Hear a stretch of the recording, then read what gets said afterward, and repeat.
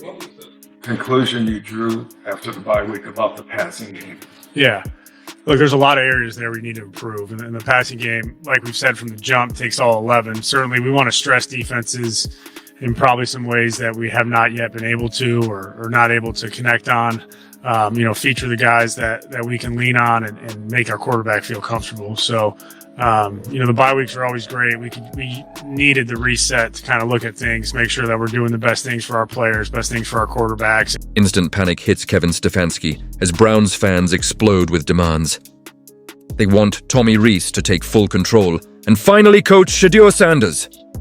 Now that Rees has the play-calling job, fans are asking for bold moves like start Shedeur, give him reps, and provide the coaching he truly deserves. But the real question is, will Rees step up and give Shedeur the chance he's earned? Or will he play it safe and side with Stefanski to protect his own job in Cleveland? Let's find out. Yeah, dog, we have another day and another coach at the bout speaking about Shedeur Sanders and his offense. Now, we know the Browns' offense cannot get going in any shape, form, or fashion. When Tommy talked about fixing the Browns' passing game after the bye, it sounded great on paper. Words like reset, good plan ahead, and making the quarterback comfortable all sounded nice. But here's the truth. If that plan doesn't include giving Shedeur Sanders a real shot, then what's the point? All this talk about helping quarterbacks starts to feel empty. Fans have already seen what Shedeur can do, and his skills bring new life to the offense.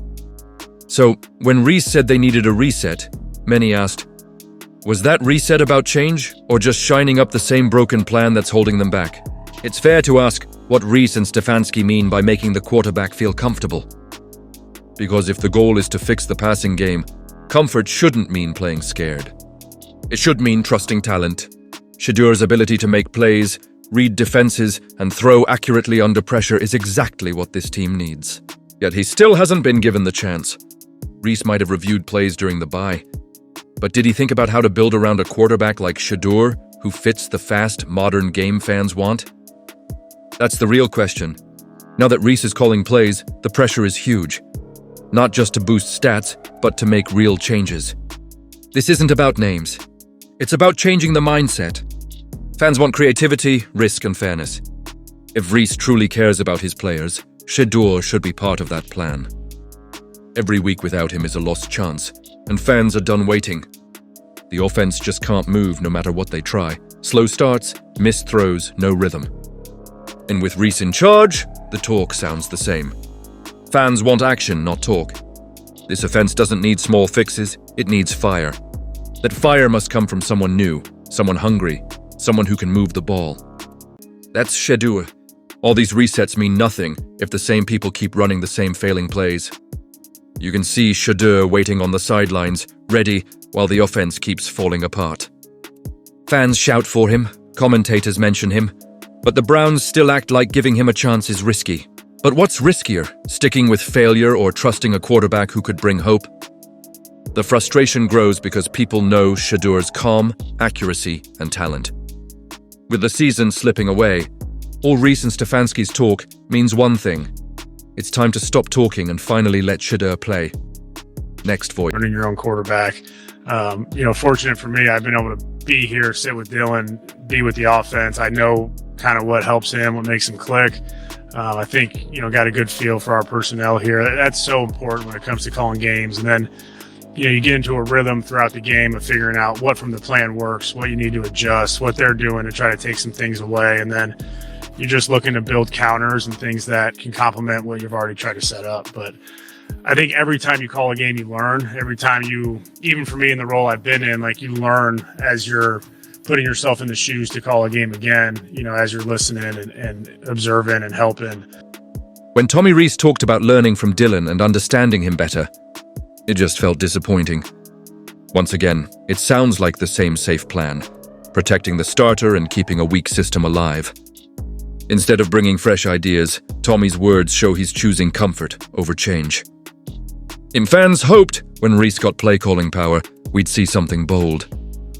But after hearing him talk about rhythm with Dylan, those hopes are fading fast. It's like Shedeur's name has vanished from every talk in that building. The Browns' offense is still slow, stuck, and predictable, while Tommy keeps talking about learning and adjusting. Learning what? How to keep a broken system going. From the outside, it looks like the team refuses to learn how to let Shedeur play. It's painful to watch a talented quarterback sit while others keep getting chances.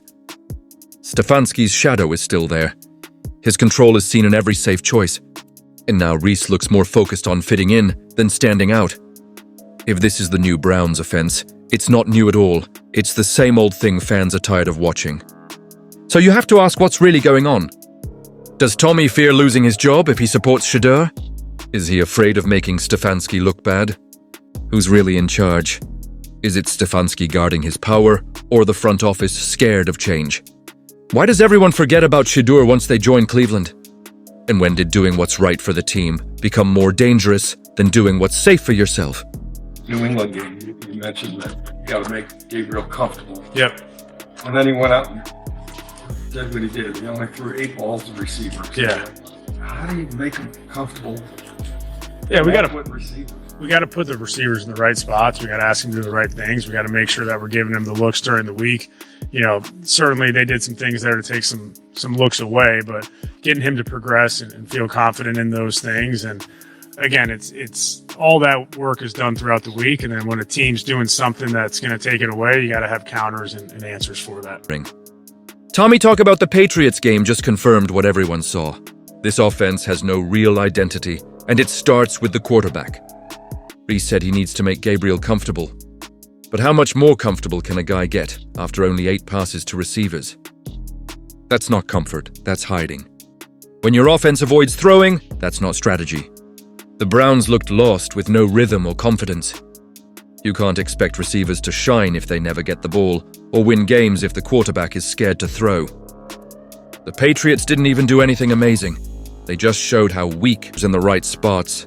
But it doesn't matter if the quarterback can't use those plays. This wasn't just a bad game. It was a breakdown between the quarterback and the plan. Dillon looked lost. The play calling was scared. And again, Shedeur watched from the bench, able to fix the mess. If Rees and Stefanski think that's how to build confidence, they're wrong. The offense didn't fail because of defense or bad luck. It failed because of weak leadership, scared calls, and refusing to play the right guy. The Patriots didn't beat the Browns. The Browns beat themselves.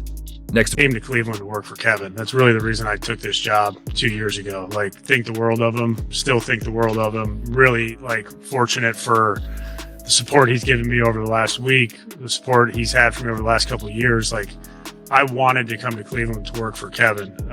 You know, I think the timing of it, you know, you have a bye week, you have some time to step away and look at things through a different perspective and want to create a spark for the offense. And, you know, again, like, how I feel is whatever they want me to do, whatever's asking me to help us win games, that's what I want to do at the highest level. So, again, working really collaboratively with Kev and really appreciate, you know, that part of it. So it's his decision. And, you know, he's saying he came to Cleveland to work for Kevin proves what fans already knew.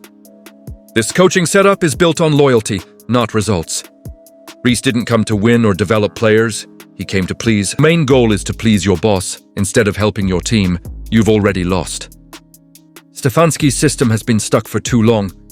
And instead of hiring someone brave enough to change it, they brought in another yes man. Tommy sounds more like Kevin's spokesman than a real leader. That's the issue. No one in this coaching group stands up to say, this isn't working. They protect each other while the team keeps losing. What makes this worse is how casually Rees talks about creating a spark and doing whatever's asked. Fans don't want sparks, they want real change. But how can that happen when Rees admits he's just following orders? The Browns aren't losing from bad luck, they're losing because of this mindset. Stefanski built a system where no one dares to question him, and Tommy proves it.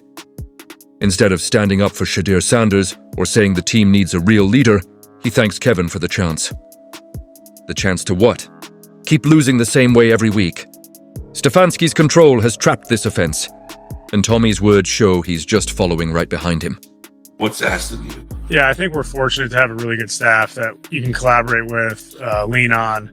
Obviously, Kevin this week's been great. the rest of the staff's been great. Bloom and CO and some of the guys that you lean on throughout the week. Your job changes a little bit, right? Like you're having final stamp power on the game plan and where you see things falling and what's going to make it to Sunday. So that certainly changes, but the collaborative nature of it does not. Ultimately, you're making the final decision, which, like I said, changes things a bit, but process goes on as normal. When Tommy says he's lucky to have a great staff and praises Stefanski, it just sounds like another safe answer to avoid trouble.